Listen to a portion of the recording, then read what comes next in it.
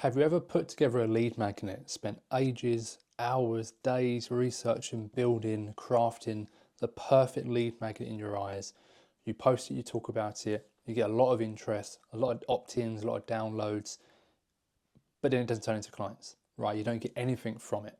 And that's because the traditional lead magnet, at least in the way that I define it, doesn't work anymore. You know, it's broken, it's a dying art, whatever you want to call it. The traditional lead magnet no longer works. And this is a topic and a lesson I went through with my students inside my program SCB. And I wanted to kind of reteach the first part of that lesson here for you today and to really help you understand why the traditional lead magnet no longer works and what's taken its place in 2025, but also moving into 2026. So let's get into it. So I want to introduce you into the concept of belief bridging.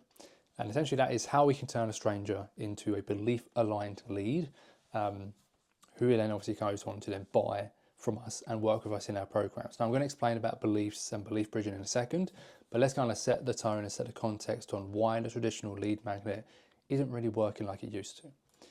Now, what is the formula that most coaches will teach you? They say, right, create something that is hugely valuable, it over delivers in value, get as many leads as possible, thousands of leads, nurture them for months with an email automation and other things in the background. And at the end of that, you're going to get a handful of clients if you're lucky. And the actual conversion rates on that, the percentages are very, very low and are dropping all the time. And so that idea of, just give something away for free that people would pay for, which was, probably coined the most by Hormozi, or at least he probably made it the most popular. It's hugely saturated.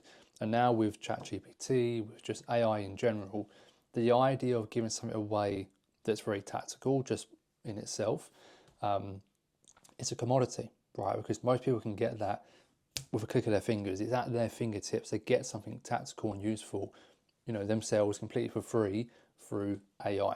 However, if you have a big idea baked into a lead magnet, that's when things are a little bit different. And so this is where we start to introduce the idea of beliefs and belief bridging. Now, what do I mean about big ideas? Well, when someone buys from you, today, again, the reason people buy, or at least rich, premium, high-level buyers, the reason that they buy is a bit different to the reason that they would buy a few years back. A few years back is pretty simple. You could make a promise. You could say, hey, I'm going to get you from 0 to 10K per month. And you could have the biggest promise and the most proof and whatever else. And that would be enough to get you that client. But now, as there are more people coaching in all niches, but it's more people coaching, more people getting results, there's choice. And there's choice now, not just in terms of who someone wants to work with, but how they want to get to the goal. And again, with AI and other things coming into play, people have a choice. They don't have to have a team if they don't want to. They don't have to hustle if they don't want to, but some people do. They don't have to make content and get AI or a team member to do it. All of these different variables mean that as a premium buyer, someone who cares deeply, not just about getting a result, but how they get the result, for that type of person, a belief and a big idea is something they need to buy into before they buy into you. Okay, so you always hear that people buy the coach before they buy the coaching. Correct. But usually people buy the idea before they buy the coach. And so you need to start to learn to market your big idea. So for me, one of my big ideas is exactly this. It's that the best type of clients, the ones that stay the longest, that pay the most, they don't buy because of a promise. They buy because of a shared belief, a shared idea, right? And so that's what belief bridging is all about, is a lead magnet that isn't just simply about giving value, it's about shifting beliefs or confirming a belief that someone already has. And again, we're going to get into that in a bit more detail in a second. And so if you're always stuck in that old way of like over deliver value, give away as many free things as possible, obviously what happens? You just get a bloated email list of people that join and then unsubscribe as soon as they can, or they don't open your emails, or it goes to spam, or they flag it as spam. And all that does is it hurts your open rates, but of course it gives you the wrong data and it gives you the wrong sense of actually what's working and what's not working. And that's not just in terms of an email list, but your audience, your following, your organic content and interactions all gets changed and all is biased in some way because of how you're leading with a certain type of value that you think is helping you, but in fact is doing more harm than good. That is the quantity over quality approach that, yes, does work to some degree, but if you want the most efficient way of doing things, and if you're like me, you don't want to be working 12 hours a day, you want to have time for other things, you just want to put in a few hours a day and kind of get the most leverage out of the time you're putting in, then a quantity over quality tactic or strategy just isn't going to work, right? And so we need to do things differently. And so the main point here is that traditional lead magnets themselves create awareness, right? They're all about, right, if I give something away for free, more people opt in, more people raise their hand, I reach more people see me. It's about awareness. But awareness alone isn't what gets clients. Awareness is important, yes. But what's more important in terms of getting clients is alignment. And alignment is alignment to you, to your beliefs, to how you do things. And that's where we introduce belief bridging. Now, belief bridging is a way to attract premium clients by transforming how your audience thinks, feels, and behaves before they buy. Now, instead of chasing traffic or getting random emails, it's about shifting beliefs first, because belief is the foundation of all buying behavior.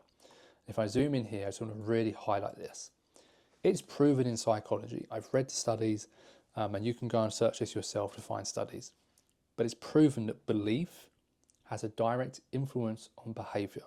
So if you want to change someone's behavior, i.e., do they buy from you or not buy from you, giving value doesn't change that. Shifting their belief does, because belief shapes attitudes, attitudes shape behavior. Now, is it more complicated than that? Yes, a little bit, but this is the most simple version I can give you that you can use tactically and implement then for yourself. And so I'm not a psychologist, but I've read studies and I know this works because I do it all the time for myself. And there are some numbers that I want to share maybe towards the end as to how I've been testing this in a paid ad strategy that has completely blown my mind because of the return on investment I've gotten from it. And it's all because it's a belief first kind of lead magnet, right? Which is what I'm testing. And so belief is how someone thinks, attitude is how someone feels, behavior is then therefore what someone does. And so belief bridging is all about how can you engineer a shift in belief, because of course if we can first change that belief, we can therefore then change the attitude, therefore then change the behavior. And so how do we move people through that process? And really there are kind of 3 stages of that. You have the belief shift, you have belief activation, and belief embodiment. And I'm going to give you an example and a metaphor to help you kind of best understand this. And so number 1, belief shift. The goal of a belief shift is to change how someone thinks about something. Now, this is where you're going to, in your content, or it can be in any assets you want to create, where you're going to help strangers to understand a new or a different way of thinking that you have compared to something they're already doing themselves. Now, you're not necessarily talking about problems, right? Shifting their problem awareness, right? No, you can do that, but it's not really that effective. It's all about solutions. It's about how to reframe, ideally, a solution to a problem they already have and they already know they have. So you're not trying to convince them they have a problem that they don't know they have. You're saying, hey, you have this problem, you know you have this problem, here's the solutions you've tried already and the other problems that have happened from that, or here's a different solution, here's a new way of looking at that. And all you're trying to create within that belief shift, that stage 1, is that aha, that light bulb moment. You're trying to help someone to look at the problem they've had for a very long time and say, I never thought of it that way. And that stage number 1, it's not about that's when they buy. No, that's just simply when they start paying attention, because you've changed how they think about something when everyone else has not been able to do that. And that is immediately number 1 reason why you need to stop leading with just value in your lead magnets and your content and lead with beliefs, because most people lead with value, but everyone does that. Again, it's a commodity. It doesn't set you apart because they can get that anywhere else for free. Lead with a belief shift. Lead with a new idea that only you can share and only you can talk about. So that's number 1. The second stage of that is belief activation. Belief activation is how do you now deepen that belief and essentially activate it, right? How can you get them to start acting on that belief? So once your audience, once these people now understand your philosophy, so your way of thinking, The next step is to get them to experience it in some way. Now, trying to get them to kind of join your main program is always going to be a big jump, and you can do that. You can, of course, skip this stage. Not always possible, but you can. But ultimately, you want to give them a small experience of this belief you're trying to get them to believe in, right? Or the idea, sorry, you're trying to get them to believe in. So that's when you start to introduce what I call an activation magnet or an impulse offer. Essentially, all they are sort of these micro experiences you can give people that help them to take that new belief and start to implement it. As in, it's like an offer, right? And it could be for free, but I would prefer it's something paid. But someone comes onto a workshop with you, they buy a template from you, they buy something where they can actually test and experience that new idea that you've already got them to start thinking about. Okay, that is belief activation. The final stage, belief embodiment. That is, of course, now they have seen how you think, they've given it a test drive. Now this is getting them to experience and commit to the whole thing. And this would be them obviously buying the main program, working with you one-to-one, whatever your kind of core offer is. That's what belief embodiment, that's where belief embodiment happens, is when they fully commit to that process. And so this is when someone goes from, okay, like I think like this, I trust these ideas, now this is how I do things. This is my new way of life, my new way of building business, making content, being healthy, whatever it might be. And so I'm going to give you an example in a second, but fundamentally, when you can engineer belief alignment at every stage of your business, every stage of your marketing, then you don't need to nurture people for months or to convince them to buy. Because ultimately, then the people you do attract and the people that then come through are people that already believe in your way, right? And most convincing happens because there is risk or there's uncertainty. It may be your program, how you do things, are you going to get results, those types of things that pop up naturally. But that happens because they don't share your beliefs. So let me ask you something. You know that what you teach gets results, right? Whatever that might be. And you believe in what you do 100%, at least you should do, right? And so if I said to you, okay, well, if I took your brain and I put it into your dream client, do you think, right, that they would buy immediately when they see your offer? Yes or no? And the answer is, well, yes, of course they would, because they have your brain and they have your beliefs, right? And so the goal here is that with your lead magnets, it's not about giving value. It's about how can you align that person's beliefs with your own? Because when they believe the same things and they think the same way as you do, that is when they see your offers as the next natural, logical step for them. Okay? And so that's the kind of simplest way that I can explain it, without kind of spoiling and giving you the actual full details that my clients pay for. But when they believe in the things you believe in and they think the way you do, all you have to do is invite them to go further, is to invite them to go deeper, right? And it's as simple as that. And that's when sales doesn't, it's no longer pushy. That's when sales becomes easy. That's when people come to you pre-sold, because they have your brain. They have your way of thinking. And the way you think, you're like, well, of course I would buy my program. My program's amazing. What I do works. The results I get is amazing. Of course you think that, because that's your beliefs. So your goal for your marketing, for your lead magnets, is to transfer your level of belief and the actual beliefs themselves into your audience. And when you do that, then they will buy. Okay? Finally, just to give you an actual tangible real life example on how this actually might work, let's go back through the 3 stages. So I mentioned about belief, attitude, and behavior. Okay, if you can change belief, you can change attitude. If you can change attitude, you can therefore change behavior. Let me give an example. So belief. I believe skydiving can be an amazing experience, right? I've never done it, but I'll explain. I believe skydiving could be an amazing experience. But what's my attitude towards that? As in, how do I feel towards the idea of skydiving? Hate it. Hate the idea of it. I have a massive fear around any heights in general, but just like skydiving, massive fear. I would never, ever, ever do it. And so what's my behavior? I never entertain the idea of skydiving. I never book it. I never look at it. I've been asked before to do it, and I say no every single time. And so belief. How do I think about skydiving? Well, I believe that it can be an amazing experience for the right person. But what's my attitude? How do I feel towards it? I hate the idea, right? I couldn't think of anything worse. So what's my behavior? I don't do it, okay? So how would you, if you wanted to get me to skydive, how would you do it, right? And it's impossible to get me to do it, but in theory, how would you get me to do skydiving? Well, see, number one, you need to create a belief shift, but actually you don't need to because I already have that belief, right? I already believe skydiving is a good thing, so we can kind of skip that. If I didn't believe that, then of course that's where a lead magnet of some kind, a video just like this one I'm sharing now, would come into play. Because you would help someone to just think the way you do. And this entire training I've done for my clients basically explains tangibly how to do that. So step two, if someone thinks the same way, if they share the same beliefs as you, how do you get them to actually then activate? How do you get them to start actually feeling a different way towards that? The only way someone feels a different way is when they experience something, right?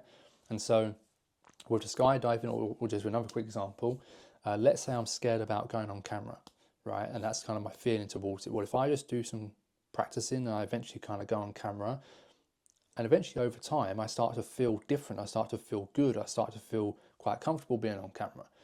And the only thing that's changed is experience. So I actually experienced doing the thing that I was scared of doing in the first place. And so if I took that step and I'd done 1,000 skydives, well, of course, I'd love it, right? And I wouldn't be scared or worried of doing it at all because the experience has made me comfortable. And so the goal of how do we change someone's attitude is, okay, well, how can I get them to experience something from me that helps them to experience and test and install that belief, that big idea that I want them to believe in fully. And so what you might do is you might say, hey, Harry, I've booked us a skydiving experience, right? You know, the ones where you don't actually go in the sky, you just go in those tubes that blow the air, right? And I've actually done one of those. And I'll say, great, okay, well, I can do that, right? It's a very small micro experience. It's not the full commitment, but I can go and I can test it out. And I can go there, and if I love it, then I'll say, cool, like, what's next? And maybe the next option is, okay, we go and do a bungee jump, right? That could be the next thing. And I go and do the bungee jump, and I love it. And I say, great, now let's go and do a skydive, right? And so the experiences is what gets me comfortable with those ideas. And so that's the second part. Now, then, to get someone to then fully embody is simply just asking them.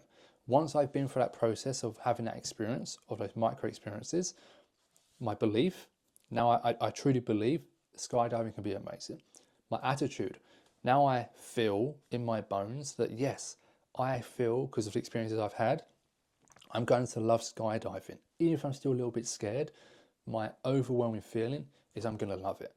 And so that final step of then the attitude change, the behavior change, it's a byproduct. You don't have to do anything, right? You haven't got to then force someone to do something. It's simply a fact of, it's a byproduct. If you can change someone's belief, you change someone's attitude, their behavior changes itself, right? And that's when you get people to start reaching out to you and wanting to work with you without you doing anything, without you getting them on a sales call and trying to push you a discount, force them to buy, whatever it might be.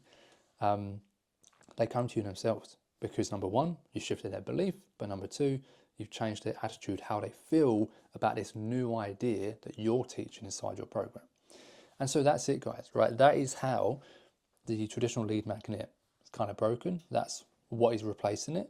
And I think that's something you should be leading with now in 2025, moving into 2026. If you want to stand out, if you want to get the best, richest, most premium clients for your coaching business, you have to have a unique way of doing something.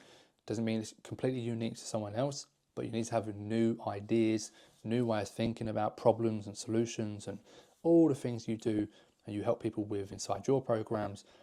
And to then market that, you have to then market the beliefs around that, just like I am in this video.